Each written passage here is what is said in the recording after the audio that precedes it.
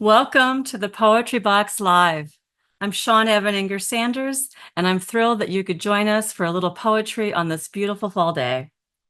For those of you who may be tuning in to our show for the first time, my husband Robert and I run an independent press here in Portland, Oregon, known as the Poetry Box. And over the past 9 years, we've been lucky enough to collaborate with over 150 talented poets across the country to publish their books and chapbooks.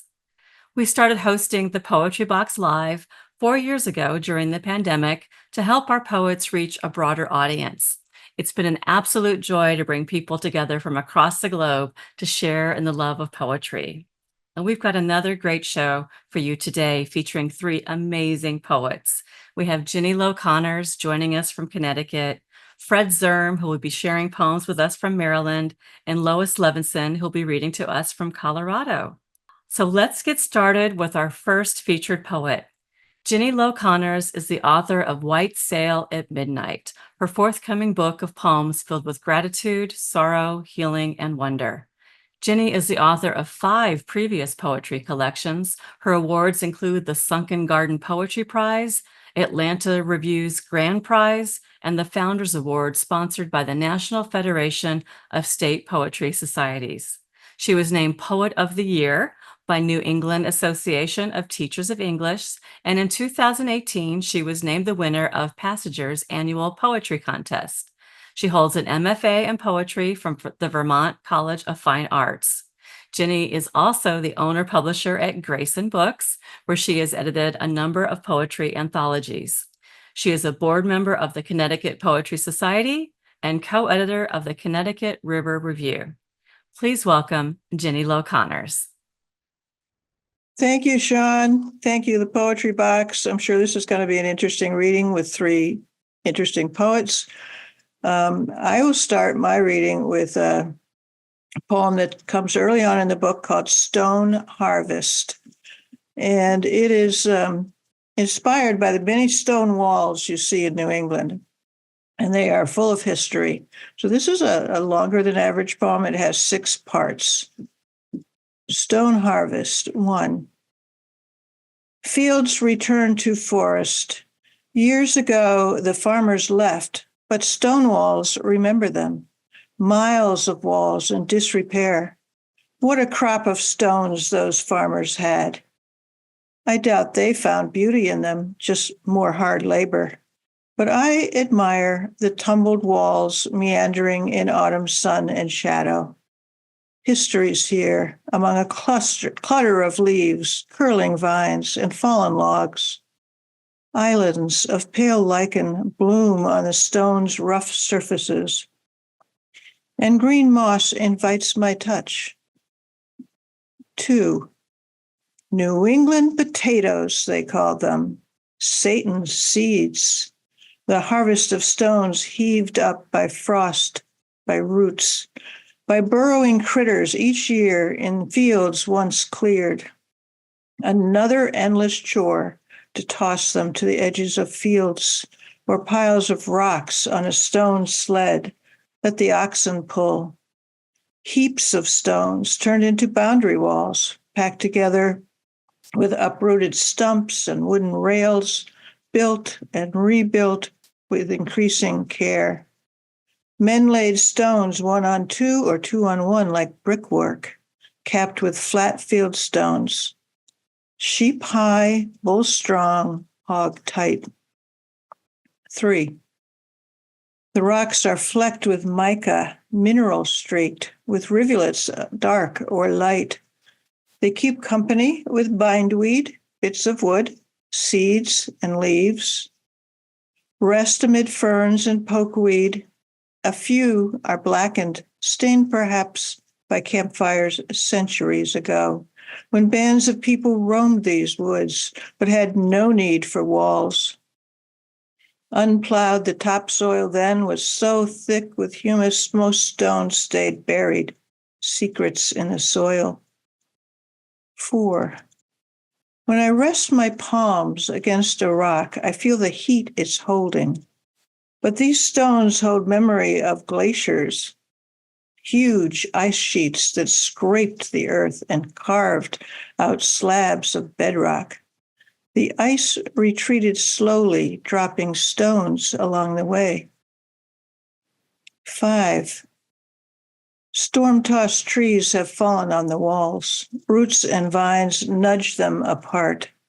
Seeds fall into crevices hidden there by chipmunks, mice, squirrels.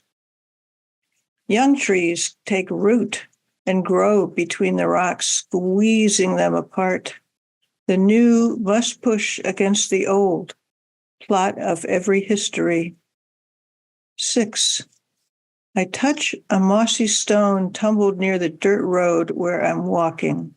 Finger its scratches and stains. My skin carries its own share of creases, marks, and scars. After so many years of living, loving, working, what more can I ask but that I've been of some use before it's my turn to fall away and settle into whatever comes next? The next poem I'll read is called Snag. Snag is a word for a standing tree that is dead or at least decomposing. And this is addressed to the snag. You endure the thick vines snarling your trunk and dangling like drunken snakes. And the wind, you endure that too.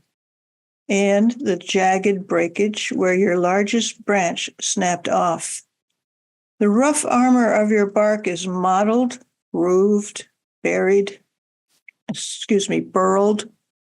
You stand firm, but are softening within. From a hollow at your base, a litter of wood dust spills.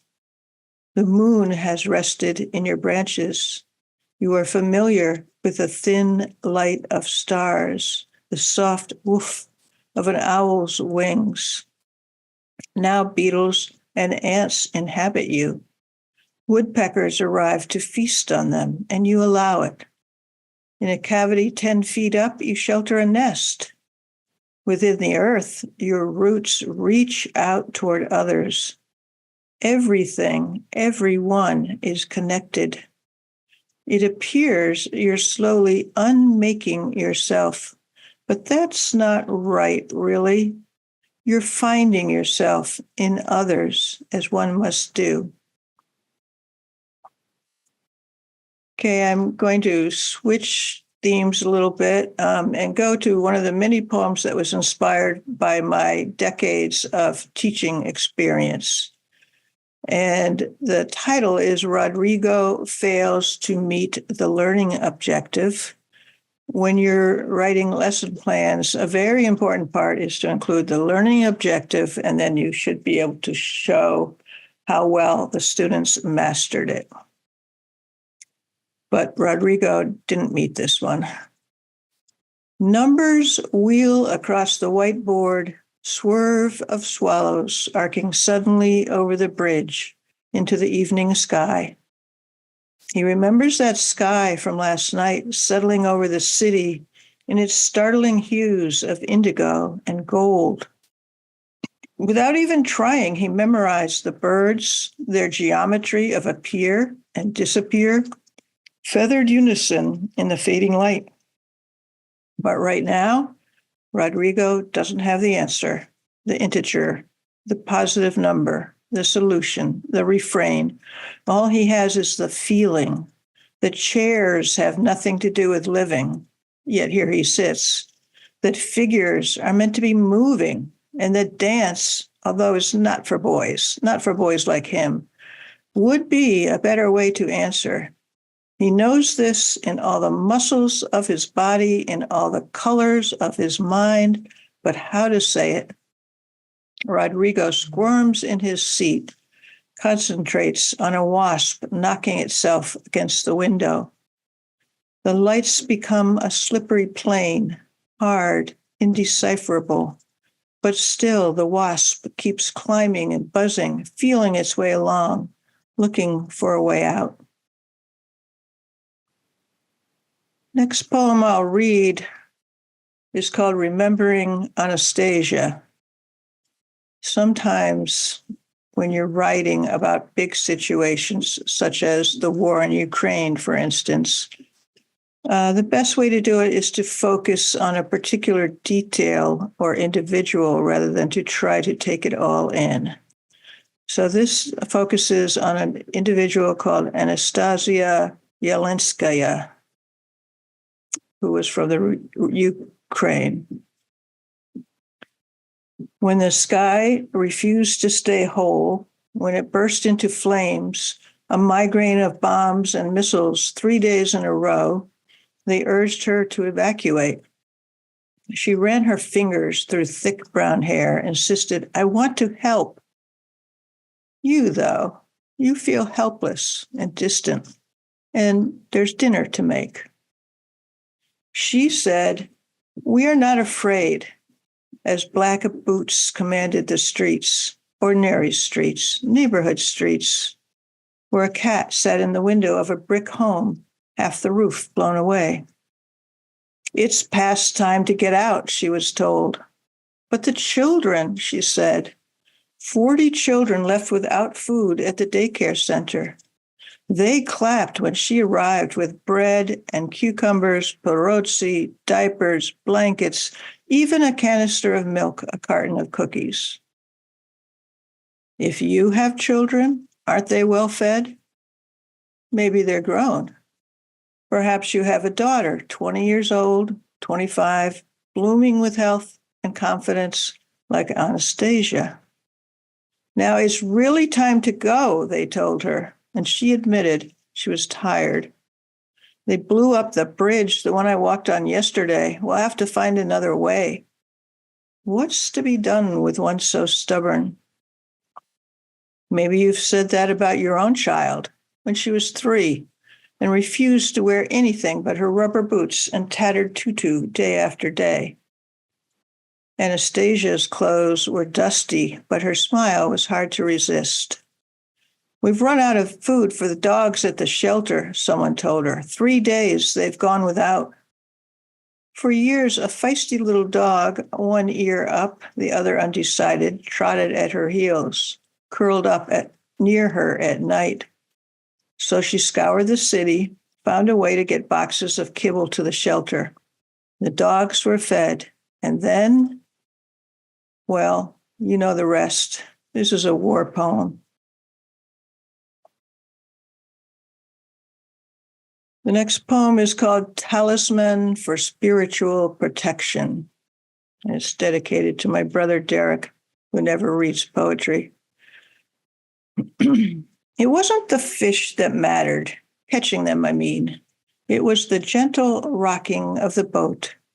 It was the sun coming up, that slant of light whispering across the summer morning.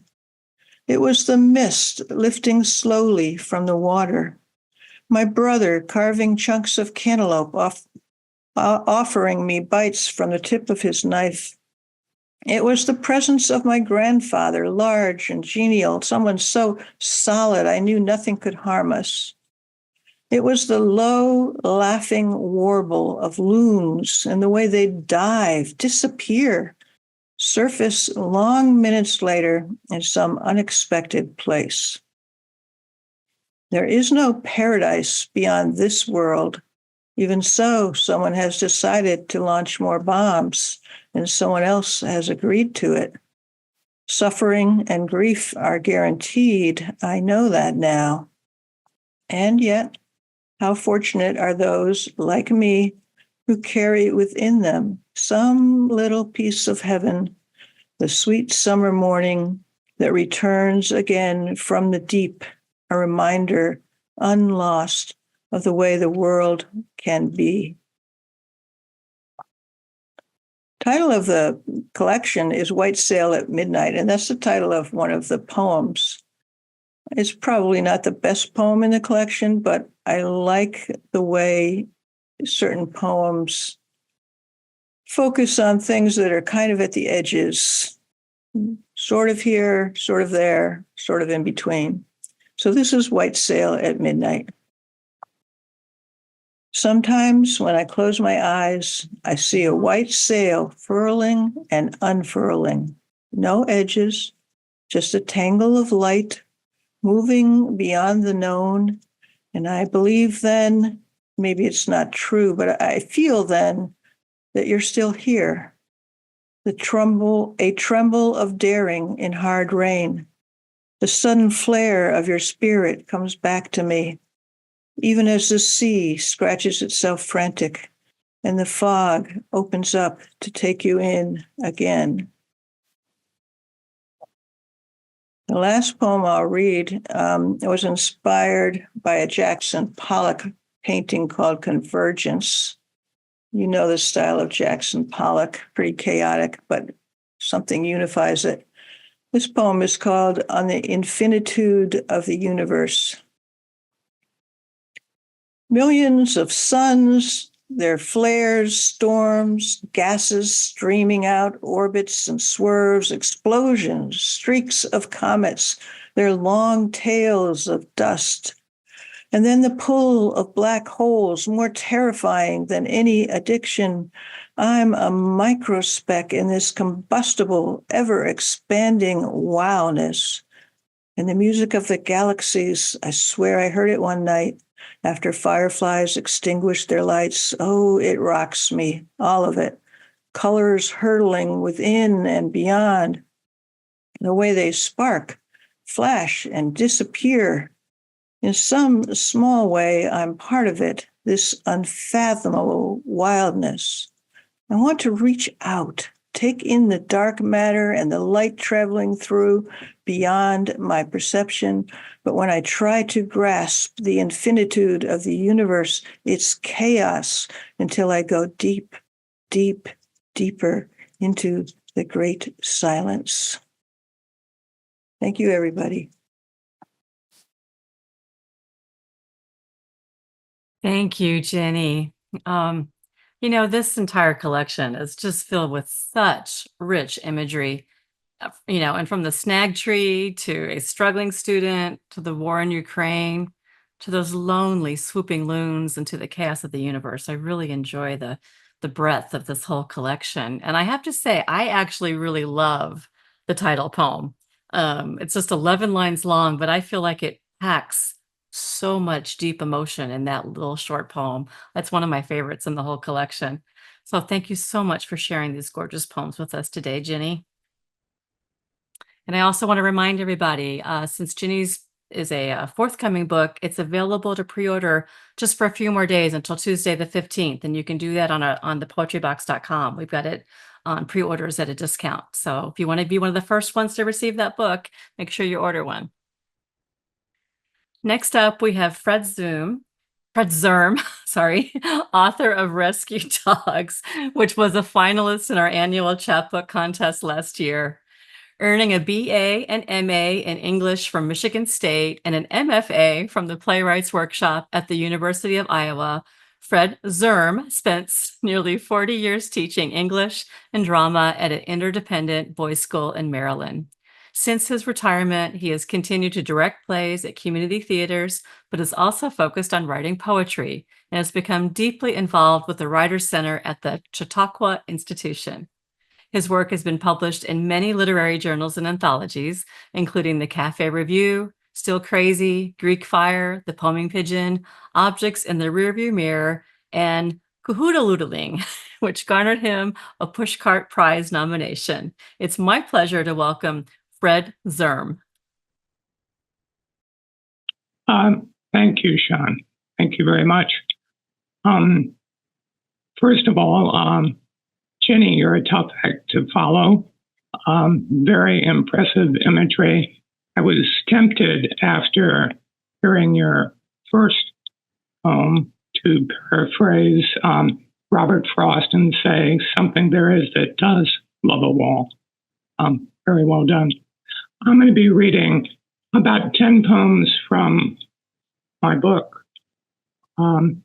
Rescue Dogs, and thank you to Robert and Sean for the wonderful cover. Worth many thousand words, so maybe I don't have to read anything. So I'll follow Julie Andrews' advice and start at the very beginning and start with the first poem in Rescue Dogs. I'll also be reading one or maybe two poems from my first chapbook, Object Lessons. First poem, Dog Tired. At times, the panting devotion, the adoring gaze, the disproportionate hurt or happiness become too much to bear, and I long for less dependence and more distance. But then again, the cat seldom comes when I call. What dogs do. What draws a dog to do his business in one spot and not some other? What is all that sniffing and shifting for the perfect place is found? Are they consulting some canine Yelp to see what's trending? Or are they seeking some niche that is theirs and theirs alone? Or perhaps they are eco-hounds looking for soil that needs enrichment. But most often they seem like pirates or poets, burying supposed treasure where we must stoop and strain to dig it out.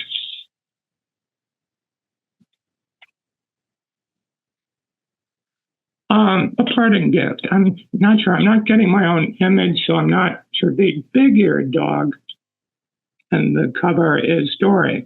Those are what my daughter calls decorative ears because Dory is deaf. A parting gift. When someone comes to the door, Dory grabs her favorite toy and runs to greet them with tail-wagging hospitality. But if they reach for that mangled stuffed jellyfish, she darts away after offering what she had no intention of ever giving up. Here's the shortest poem in the collection. It's called Conditioned Response. Later, whenever Pavlov heard a bell, did he find himself missing his hungry dogs?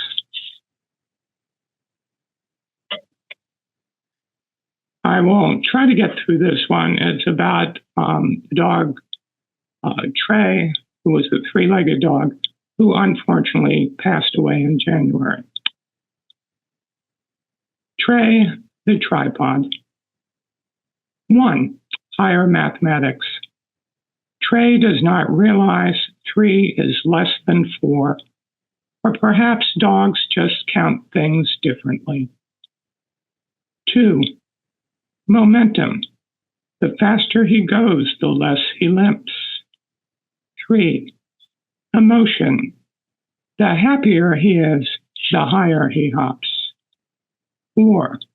Priorities.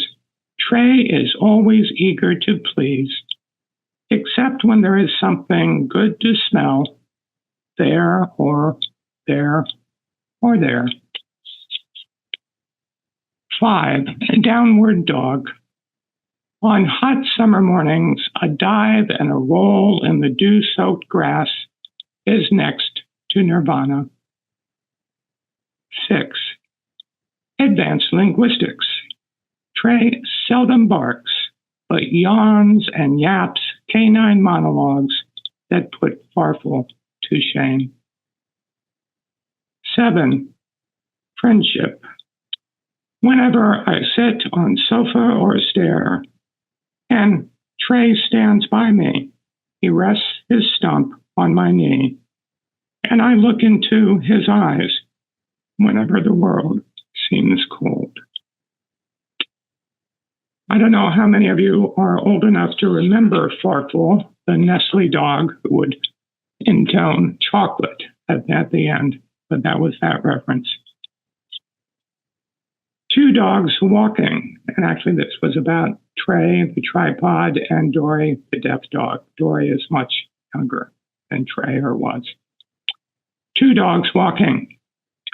The younger one strains ahead, eager to see what comes next, while the older one stays to sniff whatever we have just passed, making me the wishbone they try to pry apart toward what they think they want, until they spot the fox crouching in the neighbor's driveway and wrap their leashes round me in a momentary maypole dance, old and young in a fine frenzy, barking, now, now, now, now, now.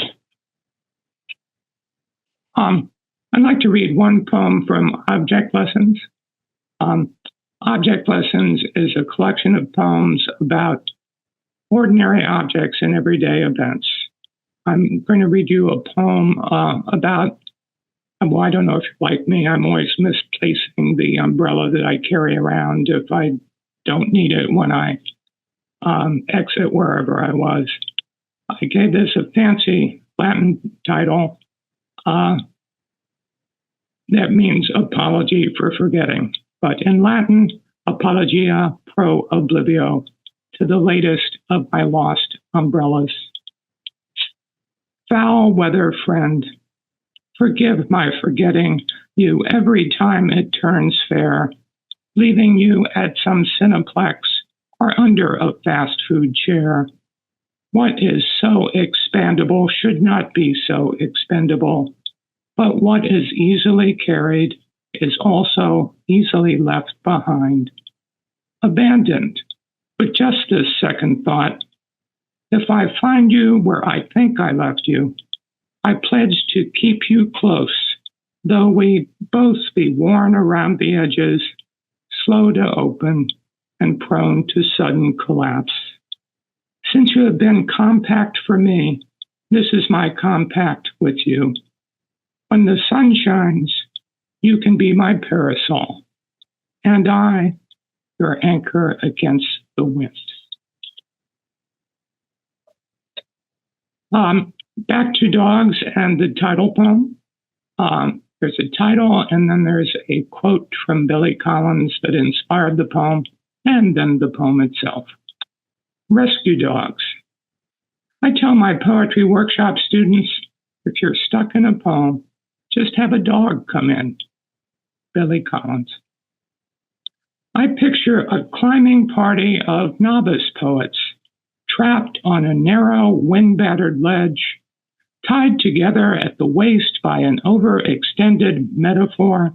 They collapse and gasp in the thin air of abstraction, calling out for help. At that moment, a St. Bernard, large-pawed and panting, scrambles over ice and rock to offer the climbers what they need, the chipped and weathered oaken cask of concrete images hanging from his furry neck. Or I imagine a lone poet, lost in deep woods of his own devising, as he tries to follow Dante or Frost, who have left no breadcrumbs or broken branches. Preoccupied, he stumbles over a hidden meaning and falls into an arcane abyss. At that moment, his faithful collie races barking to the farmhouse, where the mother, holding a dish towel, says, "She's trying to tell us something." Yeah, the father scowls and strokes his chin. Timmy's fallen down that damn well again. He spits in the barnyard dust, then wipes his mouth with the back of his hand. I told him to quit messing around with allegory.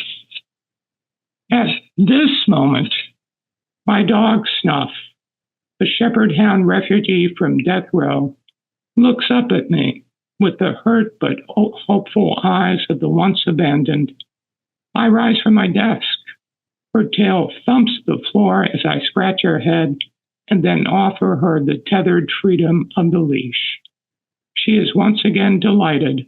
The world is just beyond our door, and she can lead me through it.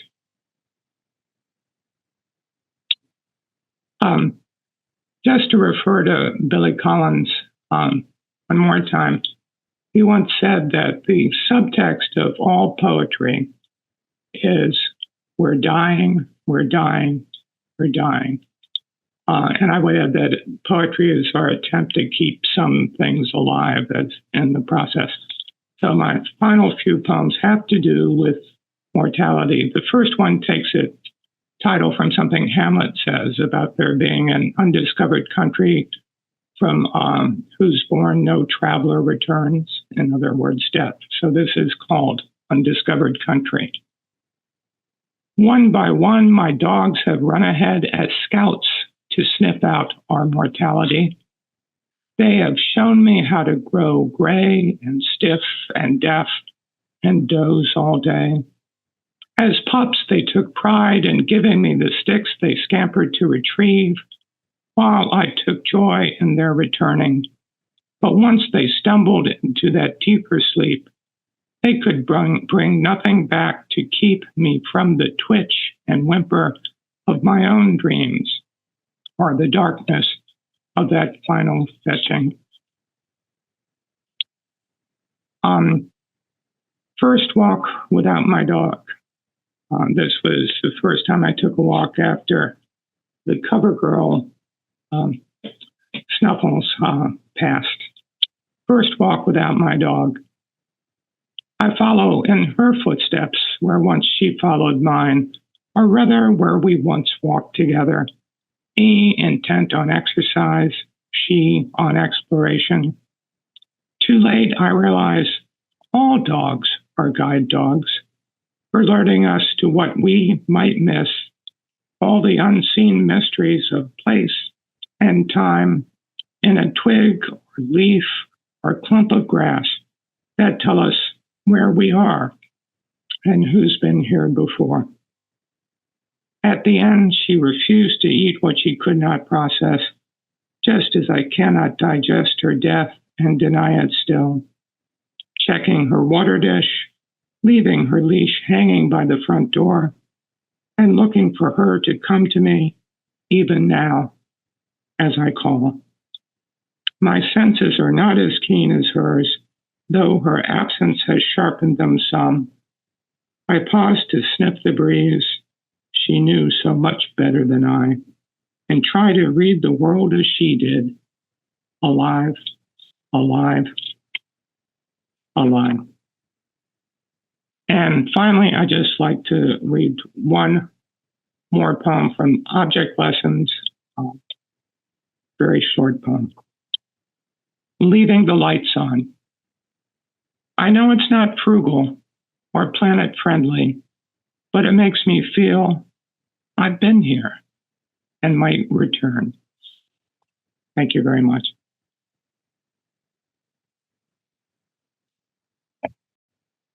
Oh, Fred, this collection of poems, it's just absolutely charming. And, it's the kind of book of poetry that just makes you feel good.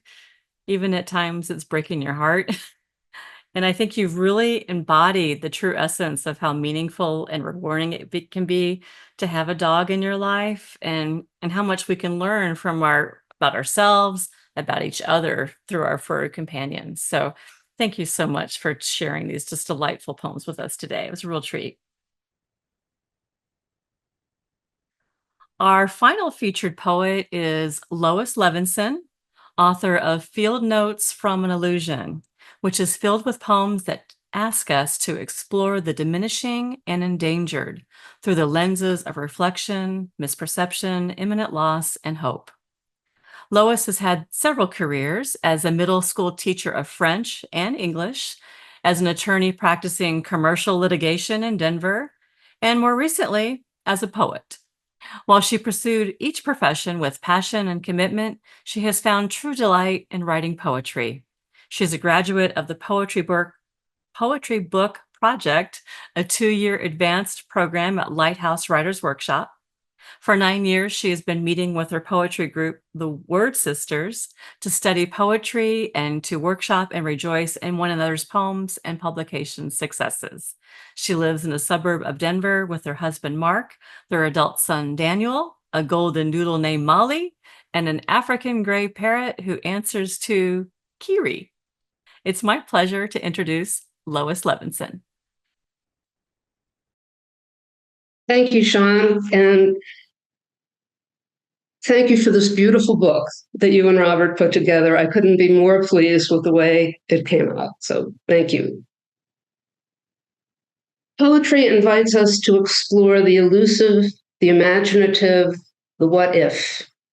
In Field Notes from an Illusion, I take you into the realms of mountains made of sand, an ancestor climbing out of her photograph, creatures who dwell in the country of night, a house snatched back by a waiting forest, even what awaits us at the end of the road.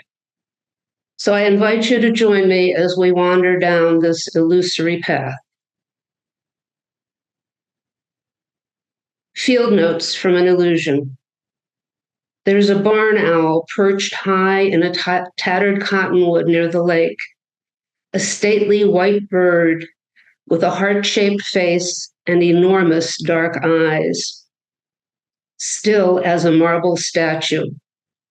I study the image in my scope, offer a look to passers-by, but none of them can see the owl. The bird doesn't move a feather. He doesn't blink. I'm not sure he's breathing. The thrill of spotting the elusive bird dissipates in a downdraft of doubt. Maybe it's not an owl, but an apparition made from peeled bark, desiccated leaves, reflected sunlight, and angst. Why not a looming raptor, a phantom, a portent, a sign of hope in this wretched time, an owlish shape made out of light, shadow, and need, an illusory joy, this owl that is not, strictly speaking, there.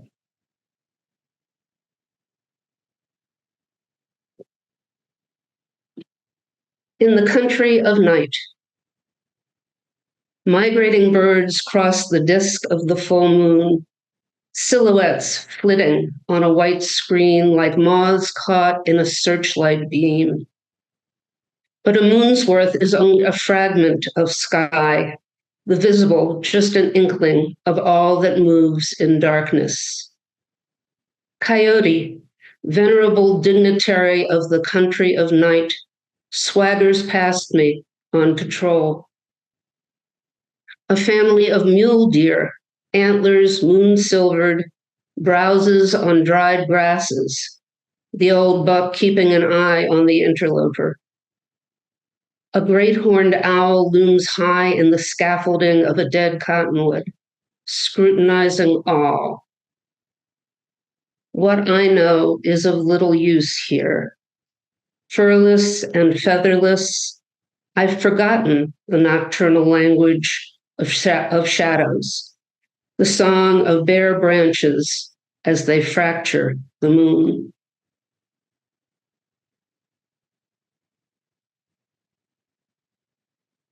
Dazzled. The assiduous spider spins his silken filaments, weaves them into gauzy confections that straddle the garden, catching your eye with silvery droplets of morning mist. But beware those other webs, not the gossamer veils cached in your dusty corners, but the ones you blunder into, unmindful, those woven with false luster and cunning, strung just so to fit your weaknesses.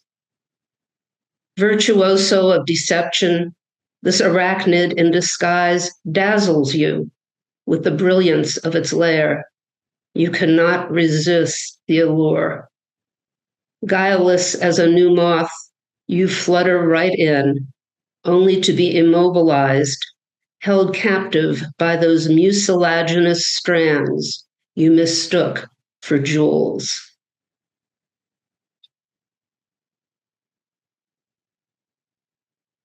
This next poem is titled A Goldfinch in Summer. The image of a yellow cardigan comes to mind as she sits down to begin a poem. That sweater she had in college, the color of a goldfinch in summer, the one she wore the day she met the man who would share her life. She retrieves the box of artifacts from the attic, digs out the sweater, entombed now for half a century, wrapped in a shroud of tissue paper. It has started to unravel, its pearl buttons cracked. Moths have left their signatures. She threads her arms through its once supple sleeves, clenches its front around hers in a kind of embrace. She vows to tend her old carapace with care, like a failing friend or an old dog, though she fears it won't hold off the chill. The withered pelt anchors her in time. Like a stamped passport, it is proof she was there.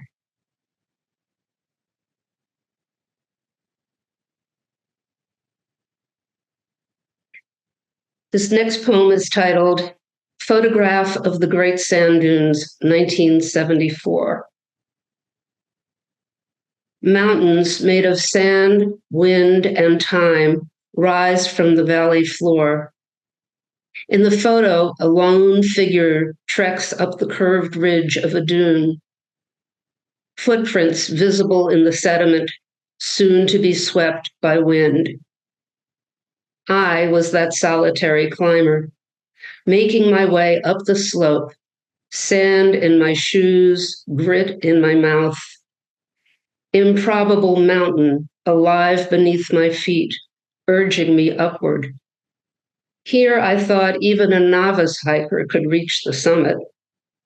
I'd not yet learned that perceptions of distance and elevation are illusory, that from the top of this dune, another higher peak would come into view, then another and another.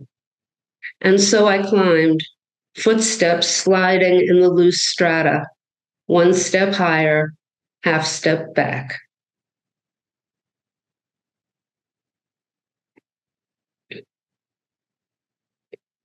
Sunrise, San Luis Valley. Sandhill cranes rise like sails from the waters of their nighttime roosts, trilling urgent conversations as they pass overhead in skeins that etch a fine script across the fresh page of dawn sky. The sun emerges from its early morning climb up Blanca Peak as the paling full moon slips behind the San Juan Range. Between sun and moon, only the wing beats of cranes.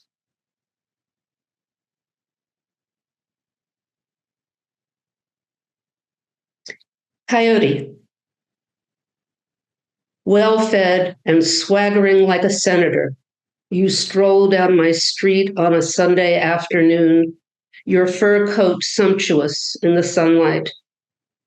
We left you a stretch of marshland for your den, then sweetened the deal with garbage cans, small dogs and cats, and all the wild birds, rabbits, and squirrels you could snatch.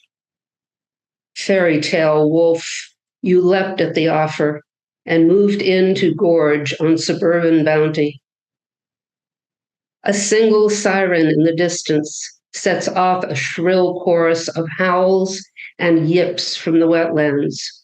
There must be 50 of you, pups and all, secluded in those reeds and grasses. Tenor of darkness, apex predator, immutable carnivore, you strut through my yard, entitled as a taxpayer, with a family to feed. You stalk your prey, yowl your boastful arias under our sleeping windows, the bloodied rabbit still warm at your feet.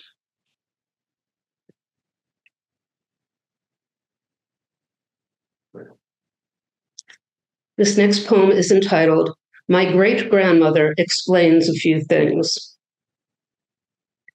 I hear a rustling of taffeta skirts, turn and see her climb out of the photograph on the wall.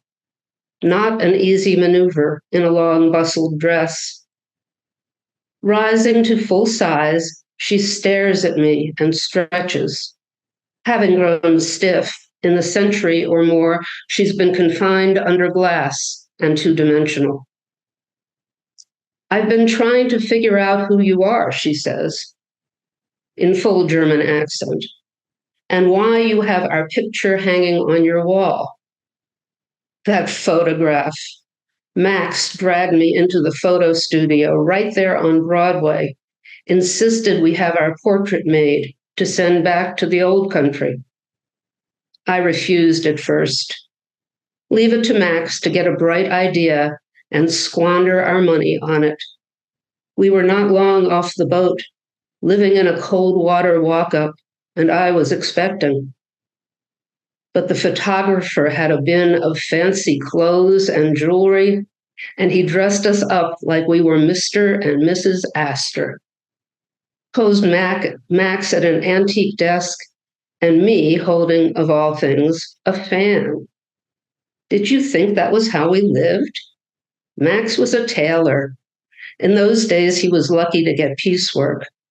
I dreamed of designing practical clothes for women. But all he wanted was his own hovel of a tailor shop.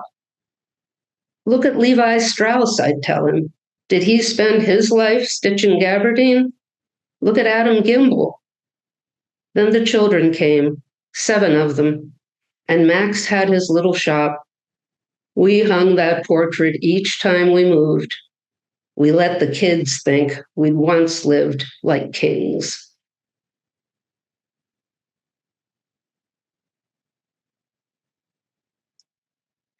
This next poem is called Succession. After the hurricane, after the flood, they tore down the house where I grew up, leveled all the ruined houses, and proclaimed the empty lots a park. Now thick woods thrive where my house once stood, with an understory of saplings, vines, dogwood, and clover. Perfect habitat for the finches and cardinals who've taken up residence at my old address. As though waves of destruction and rebirth had scoured away the footprints of my childhood. As if home was just a borrowed thing.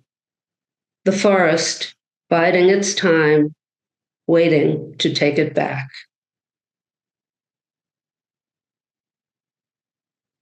And this last poem, fittingly, is called How It Ends. We wonder why, of all roads, we chose to travel this one. Time has charcoaled a stark horizon onto this canvas, scrubbed the skies clear of birds. Those life-sustaining lakes, azure oases promised by our guidebook, have shriveled to wasteland. The last straggling of desiccated trees surrenders to desert scrub, dust-caked and desolate. Daylight dims to a sinister twilight, though the sun hasn't set. We knock along, battered by this vestigial highway of ruts and stones. Now a mound of scree rises to block our way. It must be the end of the road. We know we should turn around, but this road only goes one way. Thank you.